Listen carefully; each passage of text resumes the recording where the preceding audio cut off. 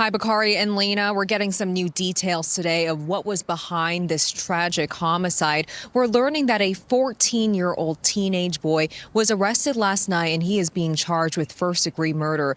Now, his identity can't be released under the Youth Criminal Justice Act, but police do say he is a local, that he is a resident of Pickering. He made a brief appearance in court today, but the big question police still have is, what is the motive behind this? Why the random attack? They still believe this was something unprovoked at this time. Police still haven't been able to find anything that connects the victim to the suspect prior to the attack. Now, the identity of the victim is still not being released at this time, but neighbors tell us it was an older lady in her 80s. She was a retired kindergarten teacher. It was around 3 yesterday afternoon when she was gardening outside her home on Lynn Heights Drive, a quiet neighborhood in Pickering. She was approached by a stranger and stabbed multiple times. She was rushed to the hospital where she unfortunately died of her injuries.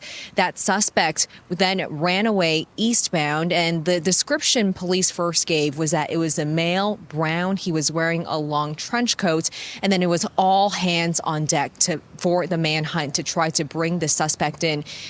Durham Regional Police called in help from Toronto and nearby jurisdictions. They called in specialty teams. They had K9 units, drones searching this heavily wooded area.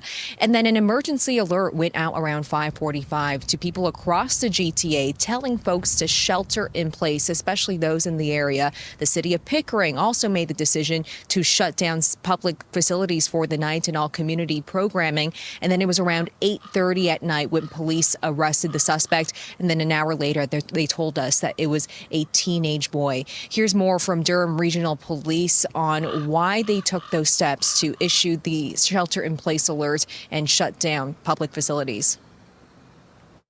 So when it comes down to the emergency alert, we have to make sure that the information we have is accurate.